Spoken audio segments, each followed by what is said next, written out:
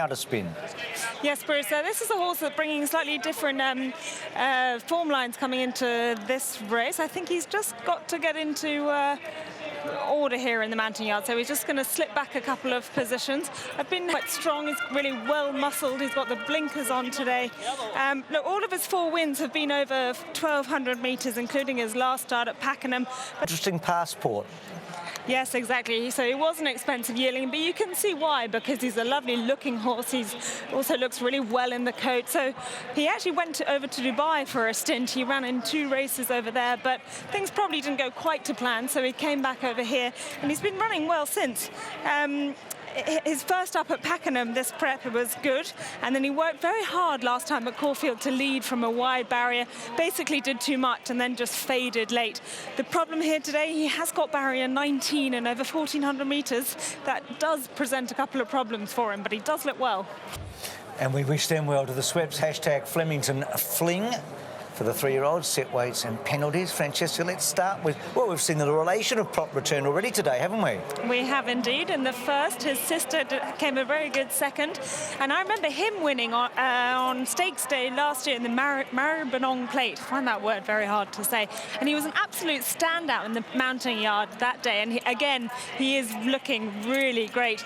Now, he hasn't run since he finished at long last in the Blue Diamond back in February. So well during this week, and this horse comes with some good form. Yes, they do very well, don't they? But they're difficult to line up sometimes. Like, this horse has only had 3 starts, and both of his starts over 1,000 metres, he's won really impressively. So the key is really trying to work out how good that form is. But one thing really in his favour is he's got barrier 1, and all the jockeys are wanting to get to the rail today. So he's got a good chance of him to win. But Ed Dunlop said that when he mentioned to Robin that they were going to take Trip to Paris as well, Robin was a bit unsure about it. He didn't really want to take Trip to Paris. So imagine if Red Caddo's winning and Trip goes to take him over. I think we might see Robin going and tackling Trip to Paris just to let Red win. I don't know. He's very thin on top, Ed Dunlop, and Lee Friedman. Moonee Valley, that's why she was scratched. So a nice gap between that run and the Edward Manifold. Yes, exactly. That would have freshened her up nicely, presuming all is well. And look, she brings the best form into the race here. She beat the Oaks favourite, Sacred Eye, at Caulfield over 1,400 metres. Then she was probably okay in the Edward Manifold, here over a mile, dropped back down to 1,400, which I think is the key. And she's really a big chance here. Physically, she's not the biggest, she's not the strongest. She was very good at the Valley. She came into that race with only 1 run under her belt, a win in a maiden, but Peter Moody was pretty confident he had a good filly up his sleeve, and she ran very well. She just got into a lot of traffic.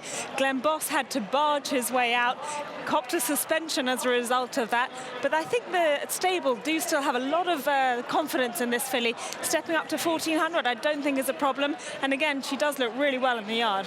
We're almost at that point that we can't wait for. We really are. Less than an hour to go to the Cup, and I swear my hands are shaking and my heart's beating. For the first time in a long time, I don't have a personal connection to any of the runners, but I just can't wait to see what happens. It's such a deep field, it's such an open field. It's just intriguing. I can't wait. What's it feel like?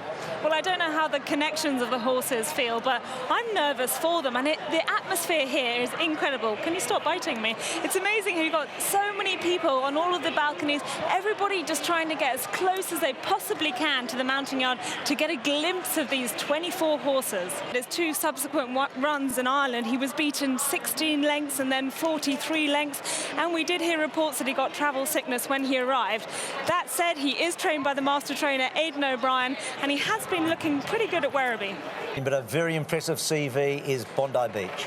A very impressive CV indeed. He looks to be a very talented, a very classy stayer. He's just walking on the inside here. There's not a huge amount of room, lots of people, lots of horses here, but he's taking everything really well. He's a real man of a horse. And having said that, he hasn't got a huge amount of experience, but he's taking everything in his stride. My only small observation of him is that he's got a really long stride and he takes time to get going.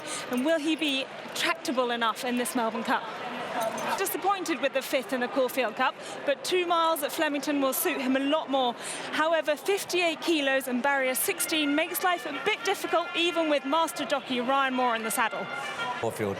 By all accounts, he's the strongest stayer the Japanese have unleashed on the Melbourne Cup, and we saw it in the Caulfield Cup where he absolutely flew home for sixth. That's the run that sent everybody to the bookies to back him, and I can tell you, if you have, he looks a picture and he's lovely and calm. It's exactly what you want to see. Now it's down to... Giant, big orange. He is a giant as well. He's a big boy and he's very long, and he's got that huge stride that he uses to great effect. Now, if you look at his UK form, he really should be half the price he is. It's just because he hasn't had a prep run here. He's really snuck in under the radar.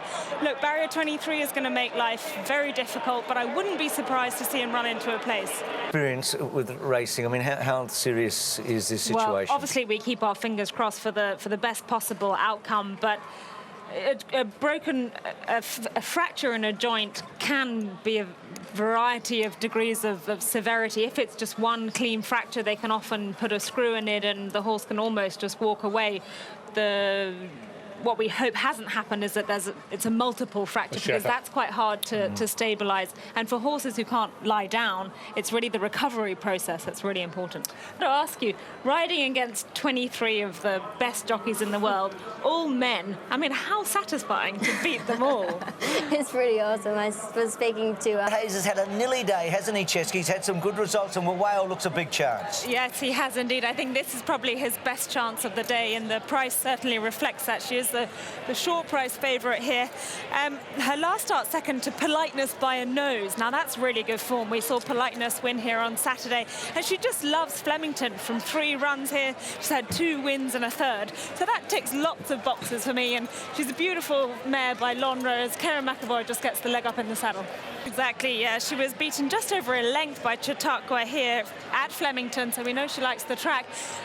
Craig Williams just said he's going to try and sit just a bit in front of midfield to give her every possible chance from barrier 10. I think punters are just being maybe put off a little bit by that wide barrier, but she does often start at a good price, and she's got a lovely shine on her in the yard. After Frankie's month off and Jamie Spencer's 14 days, they might be a bit wary of coming back, but Frankie will be planning a nice holiday, I imagine. About it. I mean, it was a day with everything, wasn't it? We are saddened and we're hopeful. In the end, it was the most incredible win for a young woman from a famous racing family, with her brother who's captured all our hearts and a trainer who's taken Victoria by storm. We didn't think we'd see the day that a woman would win a Melbourne Cup as a jockey, and thank God we have. It is just brilliant, I think, and she's a beauty. There's no doubt about that in all sorts of ways. Thank you for being with us, a day that we will never forget, the Emirates Melbourne Cup of 2015.